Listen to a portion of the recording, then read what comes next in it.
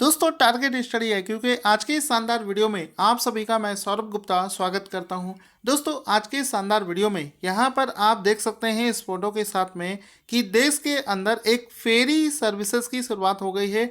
आप इस बड़ी सी बोट को देख सकते हैं जो कि लोगों को एक नदी के एक किनारे से दूसरे किनारे तक ले जा सकती है और इसको इंग्लिश में फेरी सर्विस के नाम से जाना जाता है। और ये जिस फेरी सर्विस का फोटो आप यहाँ पर देख रहे हैं इसको रोपैक्स नाम से जाना जाता है। तो इसको लेकर एग्जाम में क्वेश्चन क्या पूछ सकता है वो समझते हैं। क्वेश्चन दोस्तों बनेगा कि हाल ही में नवंबर 2020 की बात है, प्रधानमंत्री मोदी जी ने किस राज्य के हजीरा और भावनगर के बीच में रोपैक्स फेरी services ro pax PAX RoPax फेरी सर्विसेज का उद्घाटन किया है। तो आंसर हो जाएगा हाल ही में गुजरात राज्य में। ऑप्शन नंबर सी इसका राइट आंसर हो जाएगा ये वाला। तो हाल ही में गुजरात राज्य में रोपैक्स नाम से एक फेरी सर्विसेज का उद्घाटन नरेंद्र मोदी जी के द्वारा किया गया है। इसका फ़ोटो भी आप देख सकते हैं यहाँ पर। ये इसका फ़ोटो देखेंगे दिन के टाइम पे इसका फ़ोटो कुछ इस तरीके से दिखता है। ये जो रोपैक्स फेरी सर्विस है ये आप देख सकते हो बड़ी सी, आप एक बैठने वाली बोट आप समझ सकते हो, सिप आप समझ सकते हो। इस सिप में बहुत सारे लोग जा सकते हैं, ट्रेवल कर सकते हैं। और ये इसका नाम क्या है? रोपैक्स। और रोपैक्स नाम की सर्विस को उद्घाटन नरेंद्र मोदी जी के द्वारा किया गया है। अब इसमें आपको ये समझना है कुछ और पॉइंट्स है जो कि एग्जाम में पूछे जा सकते हैं कि इस रोपैक्स नाम की सर्विस को कहाँ से कहाँ तक के लिए शुरू किया गया है। तो आंसर हो जाएगा इस सुविधा को हजीरा से भावनगर के घोगा तक के लिए शुरू किया गया है। और ये 370 किलोमीटर की जो सड़क की दूरी है उसको घटाकर 90 किलोमीटर कर देगा। इसका मतलब है कि यहाँ पर हम मान सकते हैं कि मान लो एक पॉइंट ये है और दूसरा नदी का छोर ये है, ठीक है, फॉर एग्जाम्पल हम लोग मानते हैं। और यहाँ से यहाँ तक जाने के लिए हमको पहले घूम कर रोड वाले रास्ते से जब हम यहाँ पहुँच रहे थे तो 370 किलोमीटर की दूरी ट्रैवल करनी पड़ती थी, जो कि अब इस फेरी सर्विसेज के शुरू हो जाने की वजह से ये जो डिस्टेंस है ये मात्र 90 किलोमीटर ही रह गया है। तो इस तरीके से आप इसको समझ सकते हैं। साथ ही साथ में आप रात का एक बहुत ही शानदार नज़ारा भी यहाँ पर देख सकते हैं। इसमें आप देखेंगे कि लाइटिंग वाइटिंग के साथ में इसको तैयार किया गया है सो दैट टूरिस्ट के अट्रैक्शन का भी एक ये बड़ा सा रीज़न बने। तो इसको आप यहाँ पर देख सकते हैं। अगला प्रश्न क्या बना है, हाल ही में US में जो इलेक्शन हुआ है उसके जो प्रेसिडेंट बने हैं जो बाइडेन, वो सब तो हम लोग कर चुके हैं। क्वेश्चन बनेगा कि भारतवंशी कमला हैरिस अमेरिका में पहली वाइस प्रेसिडेंट उपराष्ट्रपति होने के साथ पद पर काबिज होने वाली कौन सी साउथ एशियन और अश्वेत महिला बन गई हैं। तो आंसर हो जाएगा यहाँ पर वो पहली ऐसी अश्वेत महिला बनी है, साउथ एशियन महिला बनी है जो कि पहली बार अमेरिका में वाइस प्रेसिडेंट के पद पर काबिज हुई हैं। ऑप्शन नंबर ए इसका राइट आंसर हो जाएगा। यहाँ पर हम लोग कमला हैरिस का फोटो देख सकते हैं। आपको पता होना चाहिए जो कमला हैरिस है उनको भारतवंशी नाम से बोला जाता है। एक्चुअल में इनके जो फादर थे वो जमैका से थे, फादर जो थे वो जमैका से थे और इनकी जो मदर थी वो भारत के केरला से बिलोंग करती थी, ठीक है। तो मदर इनकी भारत की थी, फादर इनके जमैका से थे। और ये है कमला हैरिस जिन्होंने हाल ही में US में वाइस प्रेसिडेंट की पोस्ट इनको मिली है। साथ ही साथ में अमेरिका के इतिहास में पहली बार ऐसा हुआ है कि किसी महिला को वहाँ के उपराष्ट्रपति के पद पर बिठाया गया है। तो ये पहली बार अमेरिका में हुआ है। तो इसको भी आप लोग याद रखेंगे, एग्ज़ाम में पूछा जा सकता है, ठीक है। आगे चलते हैं। आगे चलने से पहले आपको बताना चाहूँगा कि चूँकि नवंबर महीना चल रहा है इस वजह से आप लोग चाहें तो अक्टूबर महीने तक का जितना भी करंट अफेयर्स है उसको रिवीजन करने के लिए उसका PDF आप लोग परचेज कर सकते हैं। अक्टूबर का भी मंथली PDF बना दिया है, तो वीडियो के डिस्क्रिप्शन में सभी लिंक हैं, जाकर वहाँ से आप इसको ले सकते हैं। दोस्तों अभी मैंने लास्ट मंथ आपको एक क्वेश्चन करवाया था जिसमें मैंने आपको बताया था कि भारत सरकार का एक मंत्रालय था जिसका नाम था मानव संसाधन और विकास मंत्रालय। मानव संसाधन संसाधन और विकास मंत्रालय। तो मानव संसाधन और विकास मंत्रालय जो था उसका नाम बदलकर क्या कर दिया गया था, यानी कि एक क्वेश्चन हमने किया था मंत्रालय का नाम चेंज वाला, तो उसमें मानव संसाधन और विकास मंत्रालय का नाम चेंज करके उसको शिक्षा मंत्रालय कर दिया गया था। ठीक है, क्या कर दिया गया था, उसका नाम चेंज करके शिक्षा मंत्रालय कर दिया गया था। इस महीने हम लोग एक और क्वेश्चन पढ़ने जा रहे हैं जिसमें मंत्रालय का नाम चेंज किया गया है। तो क्वेश्चन क्या बनेगा कि प्रधानमंत्री मोदी जी ने किस मंत्रालय का नाम बदलकर ministry of ports, shipping and waterways रखने की घोषणा करी है। तो ये नहीं होगा, ये भी नहीं होगा, ये भी नहीं होगा, लास्ट वाला आंसर सही हो जाएगा। जो भारत का शिपिंग मंत्रालय है उसका नाम चेंज करके शिपिंग को जहाज रानी मंत्रालय हिंदी में बोला जाता है, लेकिन नॉर्मली भाषा में हम लोग इसको शिपिंग मंत्रालय के नाम से ही याद रखेंगे। तो इसमें जो भारत का शिपिंग मंत्रालय है इसका नाम चेंज करके मिनिस्ट्री ऑफ पोर्ट्स, शिपिंग एवं वाटरवेज रखने की घोषणा हाल ही में करी गई है। तो ऑप्शन नंबर डी इसका राइट आंसर हो जाएगा, इसको आप लोग याद रखेंगे। दोस्तों पिछले 2-3 दिनों से हम लोग ये वाले क्वेश्चन कर रहे हैं जिसमें कि हाल ही में स्टैनफोर्ड यूनिवर्सिटी ने एक लिस्ट बनाई है जिसमें कि वो दुनिया भर के 2% सबसे ज़्यादा टैलेंटेड जो रिसर्चर्स हैं, साइंटिस्ट है, उसकी लिस्ट इसने बनाई है। उस लिस्ट में उसने 1 लाख से भी ज़्यादा साइंटिस्टों को वहाँ पर स्थान दिया है, 1 लाख से भी ज़्यादा साइंटिस्टों को, जिसको लेकर ऑलरेडी हम 3 से 4 क्वेश्चन कर चुके हैं। आज 2 क्वेश्चन और हम लोग करेंगे। इसमें क्या है कि हाल ही में स्टैनफोर्ड यूनिवर्सिटी के द्वारा तैयार किए गए दुनिया के टॉप 2% वैज्ञानिकों और शोधकर्ताओं की लिस्ट में भारत के किस आईआईटी इंस्टीट्यूट के 22 शोधकर्ताओं को स्थान मिला है। तो आंसर हो जाएगा इसमें IIT Guwahati. Option number D इसका राइट आंसर हो जाएगा कि दुनिया भर की स्टैनफोर्ड यूनिवर्सिटी ने पूरी दुनिया के जो 2% टॉप साइंटिस्ट और रिसर्चर्स की एक लिस्ट बनाई है, उस लिस्ट में भारत के आईआईटी गुवाहाटी के 22 रिसर्चर्स को पोजीशन मिली है, स्थान दिया गया है, जो कि हमारे लिए एक बहुत ही प्राउड की बात है। तो ऑप्शन नंबर डी इसका राइट आंसर हो जाएगा। इसमें आप लोग जानेंगे कि ये एक और क्वेश्चन इसको लेकर जो बना है उसमें समझते हैं क्या है कि स्टैनफोर्ड यूनिवर्सिटी के द्वारा जारी सूची में न्यूक्लियर एंड पार्टिकल फिजिक्स, जिसको हम लोग बोलेंगे परमाणु और कण भौतिकी के क्षेत्र में किस वैज्ञानिक को 13वां स्थान प्राप्त हुआ है। तो भारत की एक वैज्ञानिक है जिनको अगर किसी स्पेशल कैटेगरी की बात करी जाए, जैसे कि बात हो रही है न्यूक्लियर और पार्टिकल फिजिक्स, अगर हम लोग सिर्फ न्यूक्लियर और पार्टिकल फिजिक्स सब्जेक्ट की बात करें तो उस कैटेगरी में भारत के Ashok Sen, option number A इसका राइट आंसर हो जाएगा। एक्चुअल में इनके नाम स्पेलिंग में लास्ट में ई है, तो अशोके सेन। तो ये जो अशोके सेन हैं इनको ही इस स्टैनफोर्ड की इस लिस्ट में 13वां स्थान प्राप्त हुआ है, जो कि हम सभी के लिए प्राउड की बात है। तो ऑप्शन नंबर ए इसका राइट आंसर हो जाएगा कि भारत के अशोके सेन को इस लिस्ट में 13वां स्थान प्राप्त हुआ है। ऑप्शन नंबर ए इसका राइट आंसर हो जाएगा। साथ ही साथ में आपको याद रखना है कि ये जो कैटेगरी मैं आपसे बता रहा हूँ परमाणु और कण भौतिकी, यानी कि nuclear and particle physics, nuclear and particle physics, इस कैटेगरी में भारत के 2 वैज्ञानिकों को शामिल किया गया है। एक का नाम है अशोक सेन जिनको 13वां स्थान मिला है, और दूसरे का नाम है टी पद्मनाभन जिसको इस लिस्ट में 24वां स्थान प्राप्त हुआ है। दोनों नाम आपको याद रखने हैं।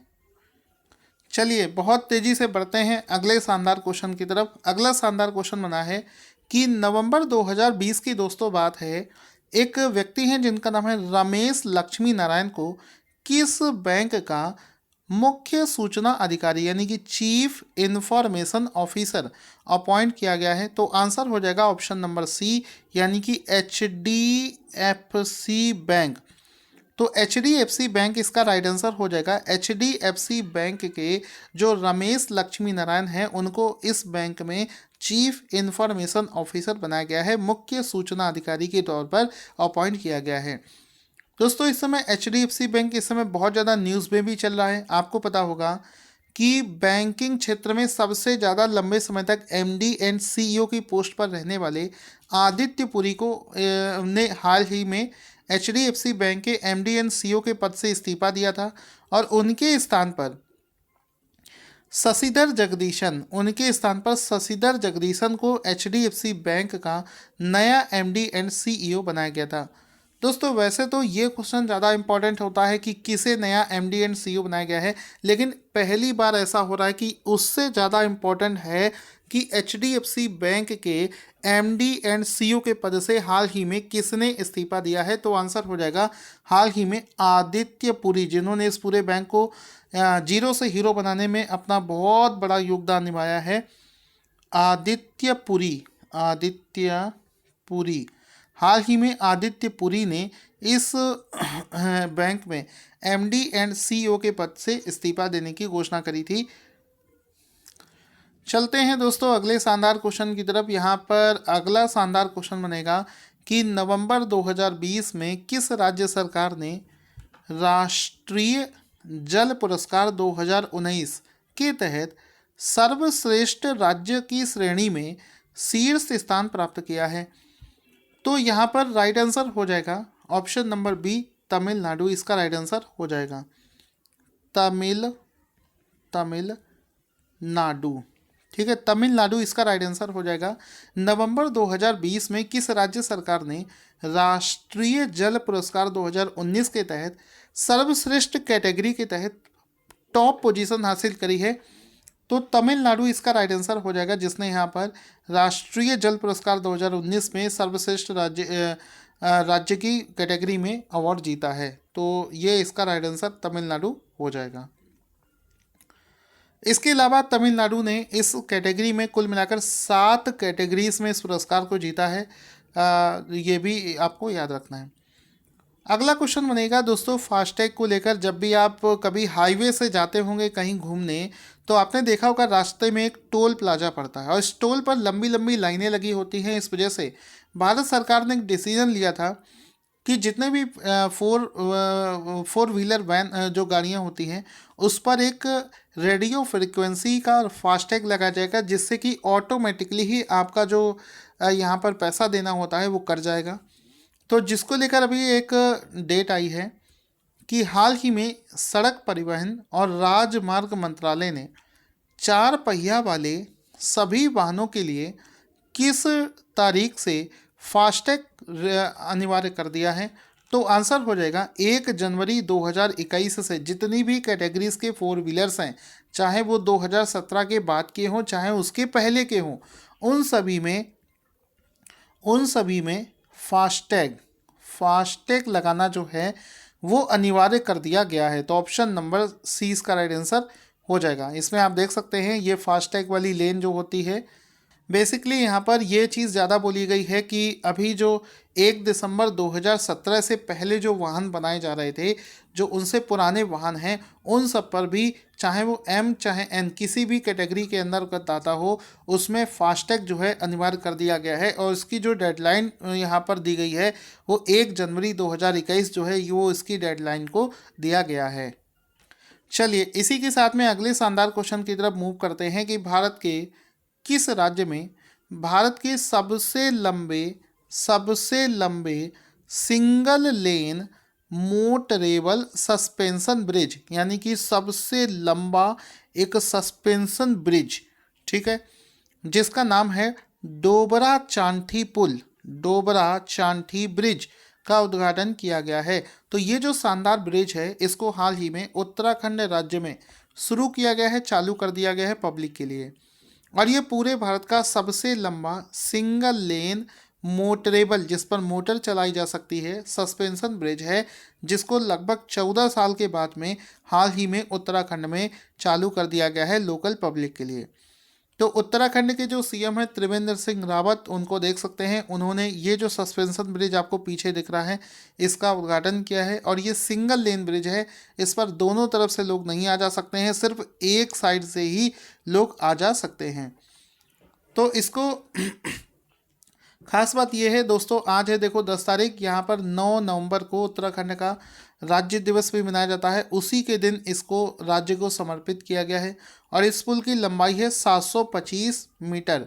और इसका अगर मैं आपको फ़ोटो दिखाऊं तो ये आप देख सकते हो, ये है single lane motorable suspension bridge. तो बहुत ही शानदार ये ब्रिज है, ये आप देख सकते हैं, खूबसूरत सा नज़ारा। यहाँ पर लोगों का टाइम बचेगा, फ्यूल बचेगा, सब कुछ बचेगा, और टूरिस्ट को भी यहाँ पर बहुत ज़्यादा अट्रैक्शन का केंद्र बनेगा।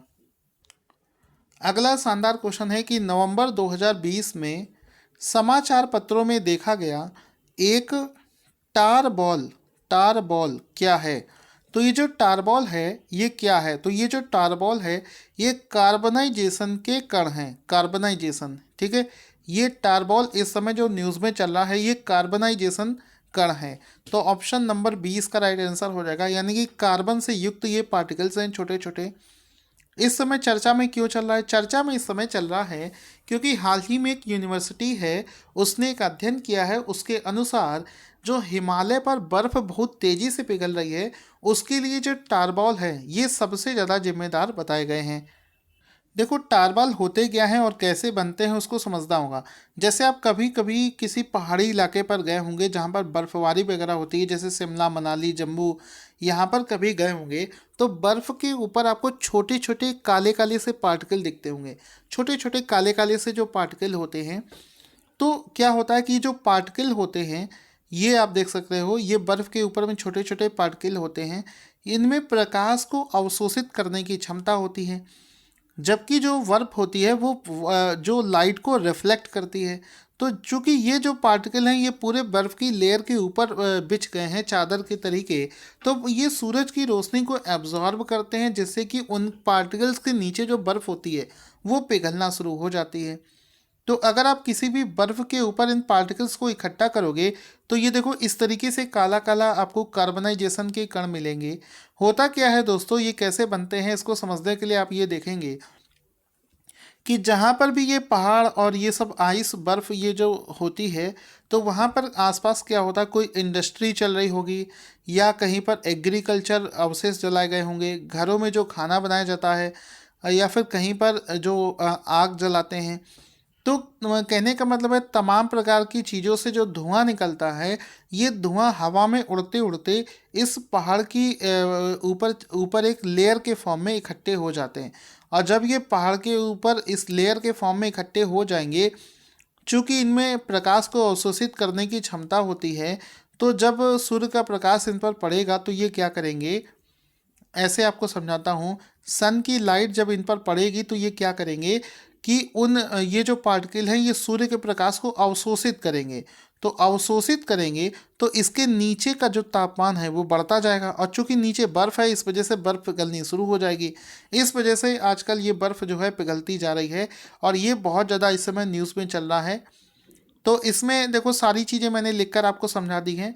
एक्चुअल में ये जो अभी न्यूज़ में चला है, एक यूनिवर्सिटी है जिसका नाम है झेजियांग विश्वविद्यालय, उसके वैज्ञानिकों ने हाल ही में इसका पता लगाया है इस पूरी चीज़ का, जो कि इस समय न्यूज़ में चल रही है। दोस्तों आई होप आपको वीडियो बहुत पसंद आया होगा। अगर आपको वीडियो अच्छा लगा हो तो लाइक और शेयर करना। और आज का क्वेश्चन जिसका आंसर आपको देना है कि नमामि गंगे प्रोग्राम के लिए किस कॉमिक कैरेक्टर को ब्रांड एम्बेसडर बनाया गया है, अपना आंसर कमेंट बॉक्स में लिखना ना भूलें। Thank you for watching this awesome video.